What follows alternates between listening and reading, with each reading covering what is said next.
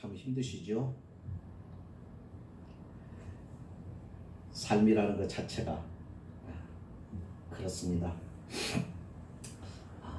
오늘 말씀의 제목을 함께 나눕니다. 내 백성을 보내라. 하나님은 이 세상을 왜 만드셨을까? 하나님은 왜 우리를, 인간을 창조하셨을까요? 그 이유가 있지 않겠습니까?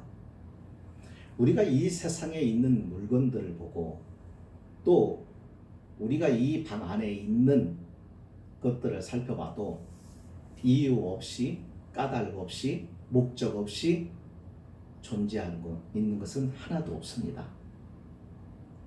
다 이유가 있는 거예요. 다 까닭이 있는 겁니다.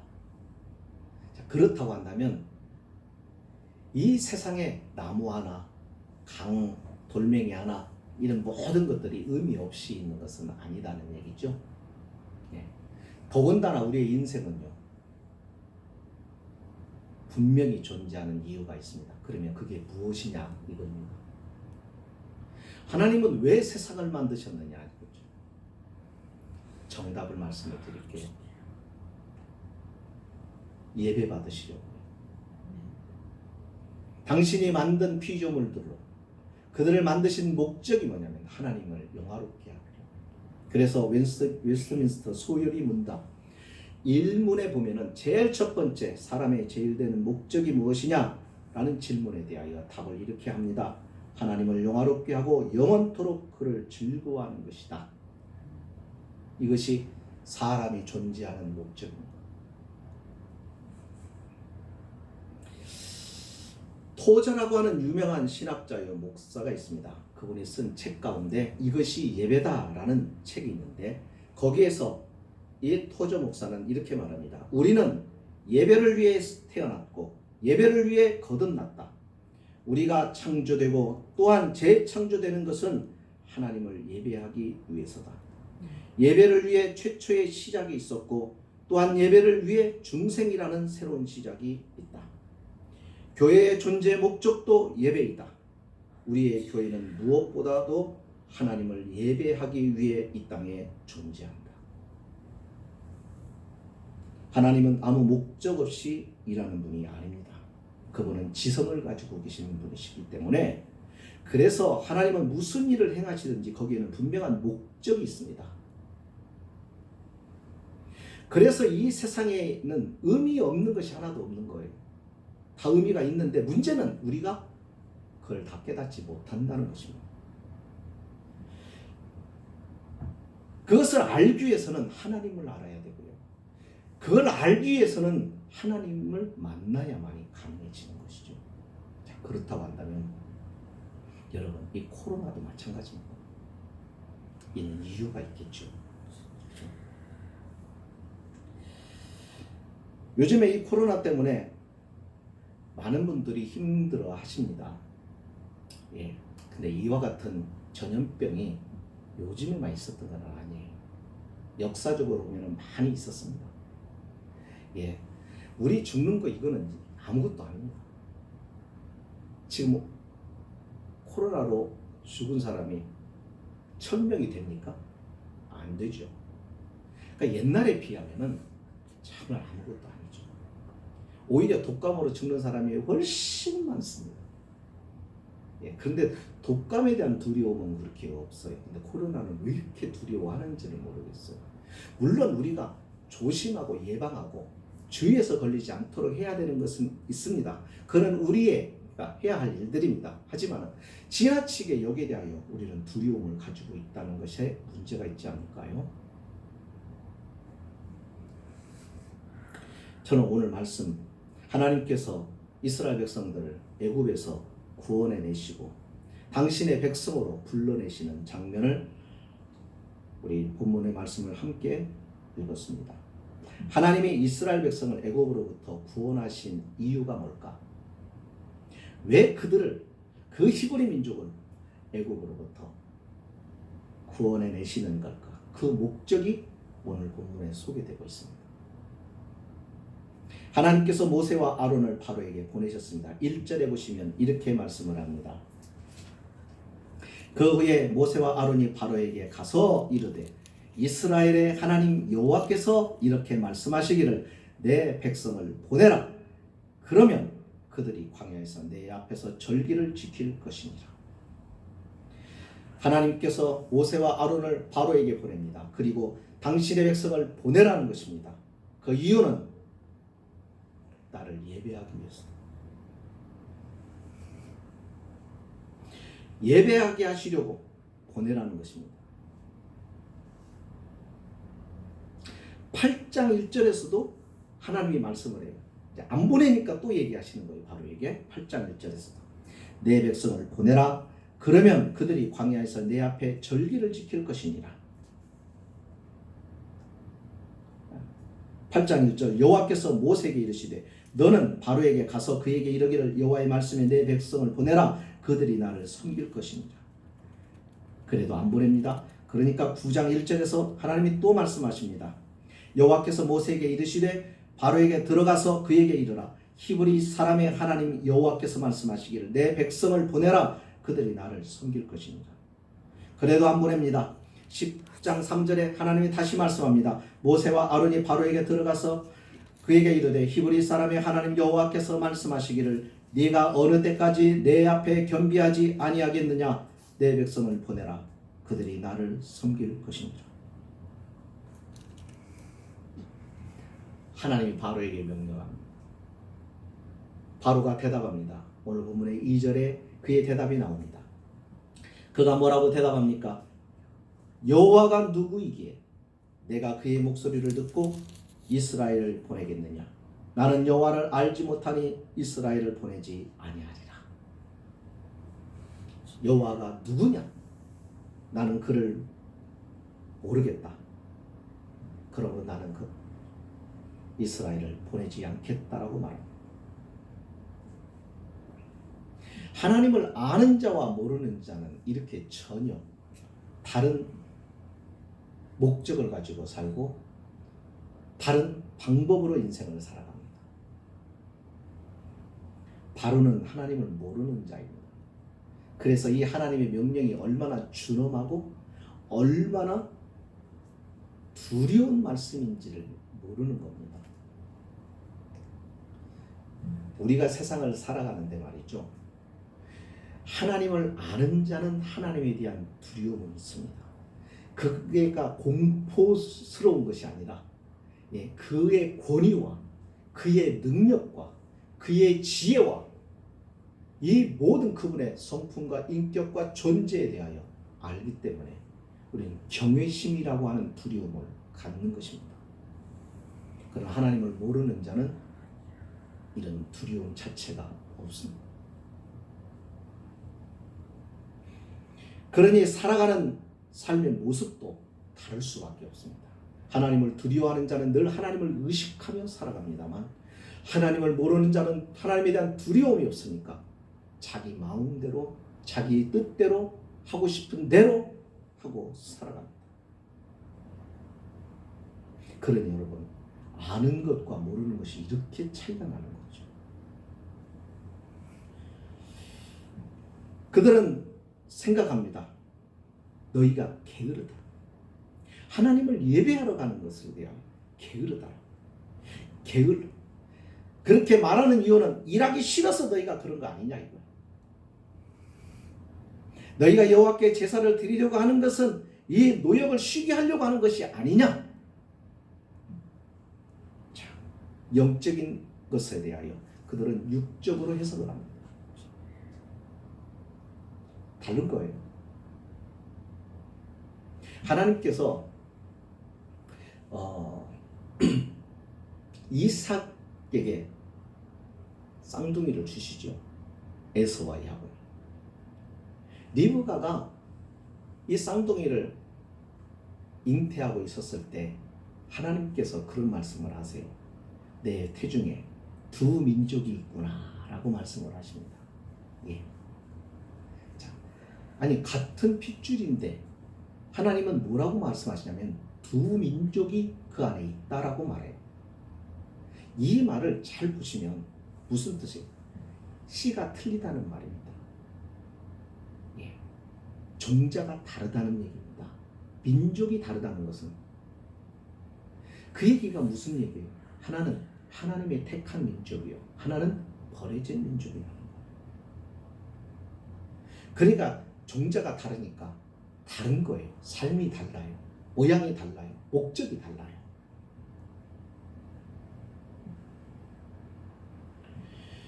당연히 하나님의 자녀가 아닌 사람들은 하나님을 모릅니다.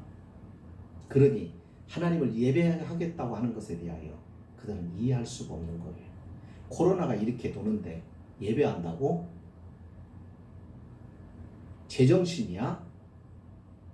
말합니다. 그럼 우리들이 그들을 나쁘다고 말할 수 없는 것이 그들은 몰라요. 몰라요. 우리에게 있어서 예배가 얼마나 중요하다는 것을 그들은 모르는 거예요.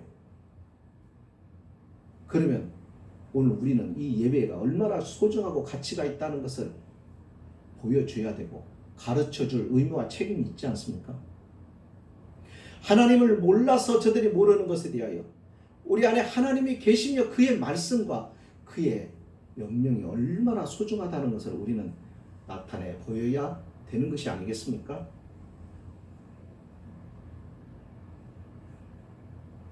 저들이 우리의 예배 행위에 대하여 일하기 싫어서 게을러서 그런다고 바로가 이스라엘 백성들에게 프레임을 씌워버립니다. 그러면서 하나님을 거짓말쟁이로 말합니다. 모세와 아론의 말이 거짓말이라고 말합니다. 그렇게 이스라엘 백성들을 충독을 하죠. 그렇다면 누가 거짓말하는 거예요? 사실 하나님은 이스라엘 백성들, 자기 백성들을 구원해내서 거룩한 자로 세우려고 하고 하나님의 예배를 통하여 그들을 하나님이 드러내시고 나타내심으로 그들의 하나님이 되심을 보여주면서 그들과 함께 하시려고 하는데 지금 바로는 그 사람들을 위한 것이 아닙니다. 그들의 노동력을 착취해서 자기의 이득을 챙기려고 하는 것이에요. 누가 거짓말쟁이입니까?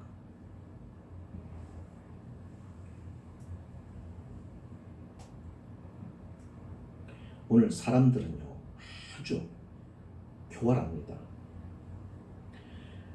지금 우리는 세상을 살아가면서 놓치지 말아야 되는 것이 있습니다. 그게 뭐냐면요, 항상 영적인 부분이에요. 예. 세상 사람들은 영적인 세계를 몰라요. 그래서 나타나는 모든 현상들을 이 세상의 원리로 풀어가려고만 합니다. 그러나 오늘 하나님의 사람들은 영적인 세계가 있음에 대하여 인지하고 있는 사람들이 어떻게 해요? 하나님이 우리의 죽은 영을 살려놓으실 겁니까? 우리도 전에는 영이 죽어 있을 때는 영적인 세계가 있는지를 몰랐어요. 영이신 하나님의 존재를 몰랐어요. 우리가 영적인 존재라는 것도 몰랐어요. 그런데 하나님이 우리의 영을 예수 그리스도를 통하여 어떻게 했어요? 살려내셨어요. 그러고 난 다음에 우리는 영이신 하나님을 알게 되었고 그 하나님을 예배해야 된다는 걸 알게 되었고 영적인 세계가 있다는 걸 알게 되었고 우리가 영적인 존재라는 것을 알게 된 겁니다. 그러면 우리는 영적인 것에 대하여 우리는 생각하면서 살아가야 됩니다.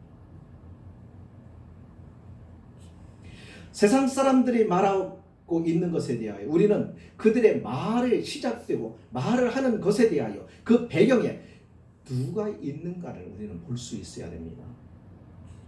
그 사람들이 나쁜 사람들이 아니라 그 사람들의 영적인 것에 대하여 잘 모르니까 그들을 유인하고 그들을 속이고 그들에게 악을 도모하게 하고 그렇게 하는 배후에서 역사하는 세력을 우리는 보고 있어야 된다는 거죠. 이게 영의 눈을 뜬 사람들의 삶이에요. 그러니까 이와 같은 모든 사회 현상도 우리가 그냥 볼 것이 아닙니다. 우리가 영적인 안목에서 바라보아야 된다는 것입니다. 자, 여기 보면은 바로라고 하는 인물이 나오고 애굽이라고 하는 나라가 나오는데 이것을 많은 사람들은 이렇게 이해를 합니다. 애굽이라는 나라는 세상이에요. 그리고 바로는 그 애굽의 신적인 존재잖아요. 그래서 마귀, 사단, 우두머리, 이 사단을 의미하고 그렇게 영적으로 이해하는 분들이 많아요. 근데 이것이 그 당시 히브리 사람도 그랬고 지금의 유대인들도 그런 식으로 생각들을 많이 합니다. 잘 보십시오. 그래서 하나님이 당신의 백성을 거기서 건져내십니다. 그래서 하나님의 백성으로 따로 구별하시죠. 이게 뭐예요? 교회입니다. 당신의 예배하는, 당신을 경배하는 자는 하나님의 백성들을 건져내서 세운 공동체가 광야 공동체요. 오늘날의 교회 공동체입니다. 근데 그들을 내줘야 되는데, 자, 여기 보면은 하나님께서 내놓으라, 내 백성을 보내라고 얘기하니까 바로가 뭐라고 얘기를 해요? 처음에 안 보낸다. 여호와가 누구냐라고 얘기를 합니다. 그래서 하나님이 누구이신가를 보여주기 시작합니다. 뭘 통해서? 재앙을 통해서. 점점 그 재앙의 강도가 높아지면서 자신들이 무시할 수 없는 어떤 절대적 존재가 있다고 하는 것, 이스라엘에게 하나님의 존재가 누구인가를 하나님은 그 기적을 통해서 드러내시기 시작을 합니다. 그것을 보면서 점점 바로에게 변화가 일어나는데 어떤 변화가 어떻게 일어나는 걸 보세요. 자, 먼저는 8장 25절에 보면은 어떻게 얘기합니까? 그가 그 재앙을 경험하고 난 다음에 세 번째, 네 번째 재앙을 경험하고 난 다음에 그가 이렇게 말합니다. 너희는 가서 이 땅에서 너희 하나님께 제사를 드리라 라고 말합니다. 근데 이 말을 잘 보셔야 됩니다. 너희는 가서 이 땅에서 너희 하나님께 제사를 드리라. 자, 하나님께 제사를 드리라고 했습니다. 그렇죠? 가라고 했습니다. 자, 그러면 다 된 줄로 알지만은 자세히 보면은 가는데 이 땅이라는 곳가 있어요. 자기의 통치할 수 있는 곳, 자기의 힘이 미치는 이 땅. 그러니까 이 땅은 벗어나지 말라는 거예요. 하나님은 어디까지 가라는 거예요? 바로의 통치를 벗어난 광야로 가라는 것입니다. 거기서 제사를 드리라는 거예요. 바로는 가지 말라고 또 예배를 드리지 말라고도 안 했습니다. 그러면 된 겁니까? 그는 이 땅에서 드리라는 것입니다. 왜요? 사람들이 그런 얘기를 해요. 목사님, 예배를 꼭 예배당에서 드려서 예배당에서만 드려야 됩니까? 교회를 다니는 사람들 가운데서도 그런 사람이 있어요. 네.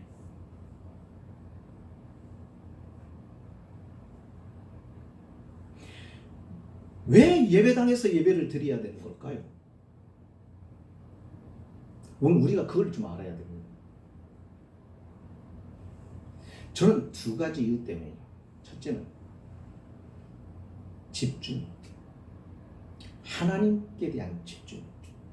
하나님은 인격적인 분이십니다. 그러니까 인격적인 하나님과 우리가 만날 때 우리도 그렇잖아요. 사람과 사람 둘이 만나서 얘기를 하는데 이 사람 앞에서 얘기를 하는데 자꾸 우리의 마음이 다른 데가 있고 우리의 시선이 엉뚱한 데가 있고 그러면 어떠세요? 기분이 어떠세요? 함께 우리가 이야기할 때는 서로 시선을 맞추기도 하고 공감하기도 하고 그러면서 이게 대화가 되고 교제가 되고 사귐이 돼요. 그렇지 않나요? 우리는 예배 드리러 예배당에 올 때 준비라는 걸 하게 됩니다. 아무렇게나 하지 않지요. 먼저 단장을 합니다. 외모를 단장을 합니다. 깔끔하게 합니다. 단정한 마음을 갖습니다. 또한 하나님 앞에 나오는 과정에서 수고를 겪습니다. 일어나야 되고 씻어야 되고 단장을 해야 되고 걸어 나오든지 운전을 하든지 비가 오면 비를 통과를 해야 되고 여러 가지 유혹들을 다 물리치고 그리고 하나님 앞에 나오는 겁니다. 그렇게 나와서 어떻게 하는 거예요? 교회 오면은 볼 것이 없어요. 그죠? 화려한 장식도 없습니다. 볼 거라고는 앉아서 앞에만 쳐다봐야 되고 목사를 쳐다봐야 되고 저 역시 또한 다른 데 볼 여유가 없습니다. 성도들을 바라보면서 눈을 마주치고 그렇게 인격적으로 우리는 만남이라는 것을 통하여 하나님을 예배합니다. 여기서 우리는 집중력을 갖는 거예요. 다른 걸 생각하지 않습니다. 오직 하나님께 예배 드리는 것에 집중합니다. 광야는 그와 같은 것입니다. 의지할 게 없습니다. 그늘도 없고 물도 없고 아무것도 없습니다. 거기서는 오직 하나님만을 의지해야 됩니다. 다른 어떤 것도 그들을 보호해 줄 수 있는 것이 없습니다. 오직 하나님밖에 없습니다. 그게 광야입니다. 그래서 하나님께서 당신의 백성들은 그래야 하나님께 집중할 수 있기 때문이죠. 근데 집에서 예배를 드리면 한 번 정도는 어떻게 좀 몸도 정돈하고 예배를 제대로 드리려고 합니다. 근데 그 다음 주부터 반드시 자세가 흩어지게 되어 있습니다. 마음가짐이 나아집니다. 예배가 정상으로 안 됩니다. 전화도 오고 동네에서 개 짖는 소리도 나고 아이들이 부르기도 하고 울기도 하고 엄마 찾기도 하고 가다 보면 이상한 냄새가 나서 가서 돌아다니고 여러 가지 집중력이 안 됩니다. 희생이 없어요. 하나님 앞에 서려고 하는 준비가 없어요. 그냥 파자마 바람에 앉아서 할 수도 있어요. 이불에 걸터 앉아서 텔레비 모니터만 켜놓고요. 거기에 두 번째, 하나님의 임재가 있을까요? 하나님의 임재 때문이에요. 임재. 하나님의 임재하지 않은 예배는 그건 예배가 아닙니다. 하나님이 임재하셔야 예배가 되는 겁니다.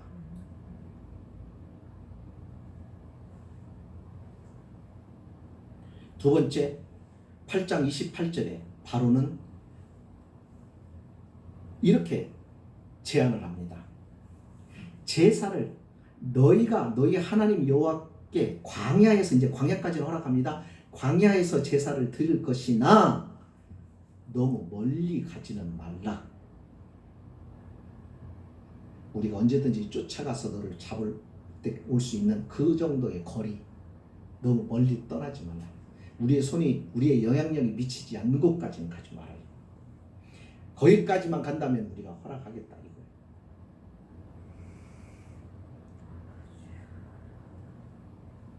참 이렇게 제안을 해요. 그러니까 우리가 정신을 바짝 차려야 되는 게요. 마귀는 우리를 유혹할 때 우리가 확 눈에 띄도록, 우리가 판단이 분명히 딱 서도록 그렇게 우리를 유혹하지 않아요. 우리가 모르게 은밀하게 점점 다가오는 것입니다. 말을 듣고 속으면 안 됩니다. 그 말을 듣고 우리는 지혜를 발휘하여 그 말의 의미와 뜻을 잘 점검해야 됩니다. 근데 그것이 인간의 지혜로 되는 게 아니에요. 사람이 똑똑하다고 되는 게 아니에요. 여러분, 이단에 많이 빠져있는 사람들 가운데 대학 교수들이 엄청 많습니다. 특히 통일교 같은 데는 대학 교수들이 많아요. 그럼 생각할 거 아니에요. 아니 도대체 저 사람들 지식이 저렇게 있으면서 어떻게 그렇게 빠질까? 여러분, 지식의 문제가 아니라고요. 영적인 문제예요. 그러니까 세상에 아무리 똑똑해도 소용이 없는 거예요. 이거는 영적인 문제이기 때문에 영적인 것은 영적으로라야 분별이 되는 거예요. 우리가 성령 안에 있어야 성령과 성령이 아닌 악령의 역사를 구별할 수 있는 거예요. 그렇지 않으면 안 돼요. 그러니까 아무리 목사도 많이 배워도 소용이 없어요. 기도하지 않고 영성이 없으면 안 되는 거예요. 어쩔 수 없어요.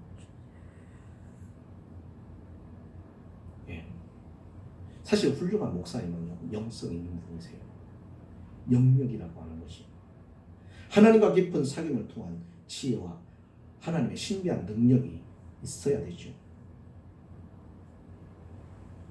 그래서 요즘에 전에는요, 이 유학파 목사님들을 많이 교회들이 모시려고 애를 썼습니다. 교회에서 청빙을 하는데.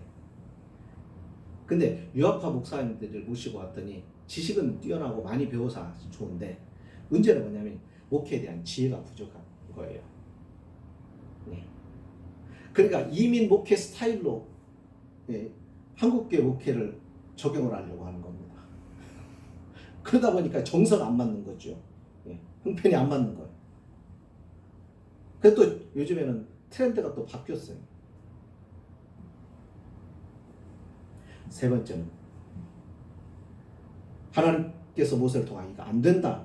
내 백성을 보내라 또 말씀합니다. 그러자 이제 메뚜기 재앙을 통해서 하나님께서 말씀을 합니다. 그러자 어쩔 수 없이 그가 이렇게 받아들입니다. 10장 11절에서 너희 장정만 가서 여호와를 섬기라 그래. 이제는 가라. 영토를 벗어나서 광야로 가서 제사를 드려라. 그런데 가족들은 남겨두고 남자들만 가서 드려라.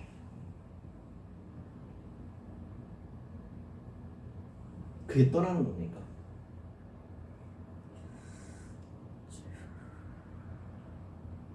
그러면 갔다고 해서 다시 돌아올 수밖에 없고 가족이 여기 있는데 그건 가지 말라는 얘기예요. 못 보내겠다는 얘기입니다. 여러분 신앙생활은요 나만 하는 게 아닙니다. 우리 가족이 다 해야 되는 거예요. 여러분 10계명에도 안식일을 지키라고 할 때 거기에 보면은 어떻게 말씀을 하죠?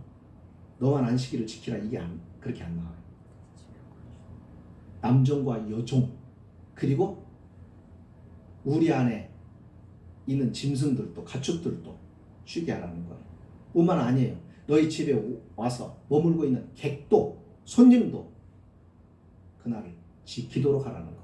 다시 말해 너에게 주어진 너의 영역 안에서 하나님 앞에 온전하게 드려라. 그러니까 오늘날로 말하면 이겁니다. 내가 공장을 합니다. 근데 공장을 하는데 나는 교회를 가는데 공장 직원들은 공장을 계속 가동을 하는 거예요. 일을 시키는 거예요. 그러면 그거는 아니라는 거예요. 내가 안식일을 지키고 내가 하나님을 섬기는 자면 모두가 하나님을 경외할 수 있도록 환경을 만들어주고 여건을 만들어주고 배려를 하고 내가 교회 가기 위해서 내가 직장에 출근 안 하면 내 영역 속에 내게 주신 하나님 법무 안에 있는 그 사람들도 쉬게 하라는 거예요. 쉬게 해서 그들 교회 갈 수 있는 환경을 만들어 줘라는 거예요. 그가 교회 가고 안 가고는 그 사람들의 선택이겠지만 그러나 공장을 돌려서 못 가게 하는 것에 대해서는 그러면 책임을 져야 된단 말이죠. 근데 우리는 항상 나만을 생각합니다.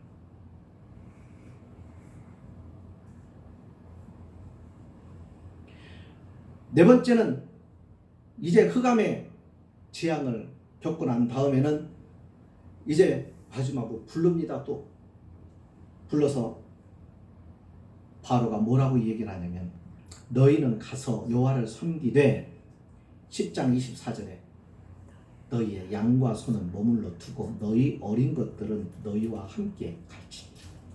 예. 양과 소, 가축들, 제사는 두고 가라 이거예요.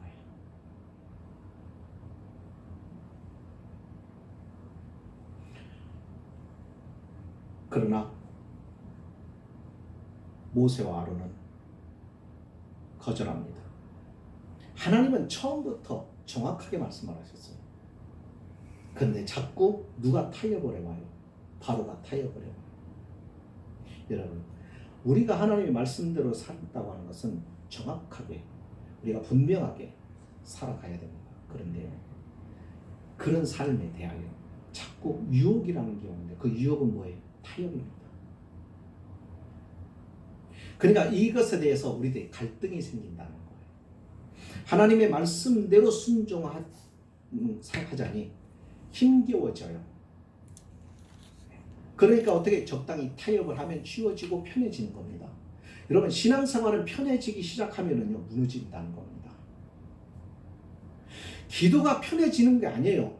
기도는 힘겨운 싸움이에요. 영적인 싸움이에요. 그래서 이 싸움이 치열할 수밖에 없고 피곤할 수밖에 없고 힘들 수밖에 없어요. 여러분 기도가 그렇게 쉬운 게 아니에요. 그렇게 쉬우면 다 하죠. 그런데 왜 신앙생활하면서 기도가 제일 안 되는 겁니까? 싸움이기 때문에. 영적인 싸움이기 때문에.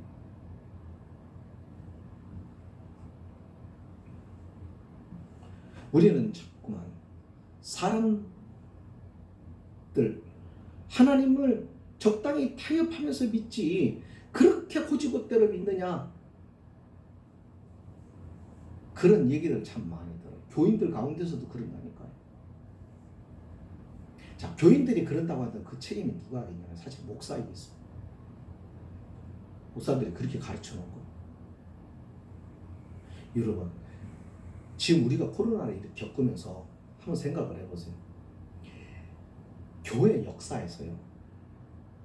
교회 스스로가 예배를 주일날 안 드린다고 광고하고 한 적은 대한민국 오늘이 지금이 처음입니다. 교인들이 자기가 나 아파서 못 가게 이거는 어떻게 개인적으로 있을 수도 있겠죠. 그 사람의 믿음 때문입니까? 또 믿음이 있어도 너무 정말 힘들고 어려웠거나 이것이 나로 인하여 다른 사람에게 좀 피해가 간다 하면은 그럴 수 있겠지만은 교회가 자체가 그것도 목사들이 교회 예배를 금해버리면 그래도 최소한의 우리 일주일에 한 번의 예배를 온전하게 하나님 앞에 드릴 수 있는 길을 만들어 놔야 되잖아요.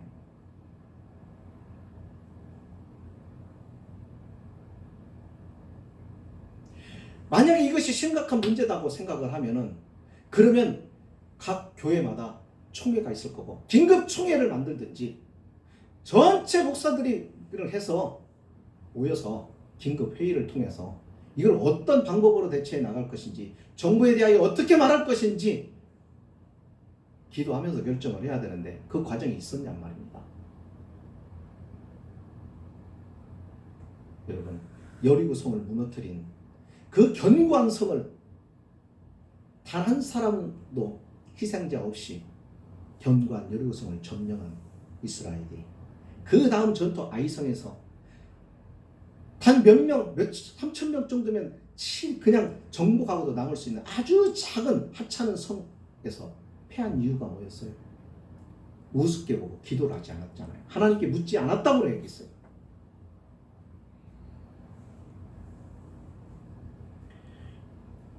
주일에 예배가 이 정도 유혹을 받는 경우는 사실은 우리가 심각하게 좀 생각을 해야 되잖아요. 근데 목사들의 정신들을 다 놔버린 거예요. 거기에 저도 예외는 아닙니다.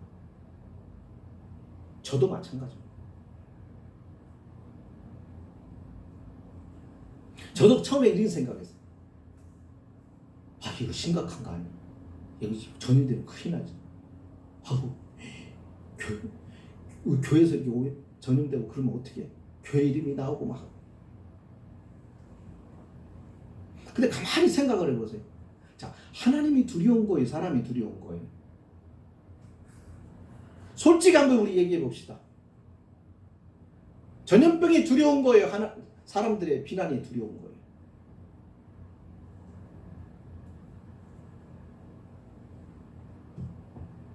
우리 그리스도인들이 하나님 앞에서 솔직해질 필요가 있어요. 위선적이면 안 됩니다. 내가 뭘 잘못했는지 우리가 알아야 되고 인정해야 돼요. 요즘에는 사람들이 잘못해놓고도 잘못했다고 말을 안 해요. 엄벙덤벙 얼렁뚱땅 넘어가요. 전 그런 점에서 요나 같은 선지자가 대단하다고. 자기 인정하잖아요. 나 때문이다. 이 풍랑은 나 때문이다. 그러니까 내가 책임지겠다. 나를 바다에 던져라.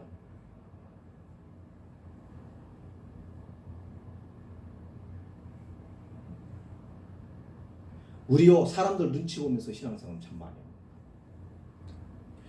그게 오늘날 이걸 보여주는 거예요. 교회가 힘이 없는 거예요. 교회가 힘이 없다는 것은 믿음이 없다는 거예요. 믿음이 없으니까 힘을 잃어버리는 거예요. 두려워해요. 하나님을 두려워해야지 세상을 두려워해요. 사람을 두려워해요. 비난을 두려워합니다. 핍박을 두려워하는 거예요. 그럼 교회 끝난 거예요. 오늘 우리 그렇게 살고 있습니다. 저는 아니라고 말할 수 없습니다. 저도 마찬가지입니다. 그리고 우리 회개해야 됩니다. 이제는 더 이상 한국교회에서 주일 성수하라 말 못합니다. 주일 성수라는 단어가 사라지고 있습니다. 성도들 교회 나와서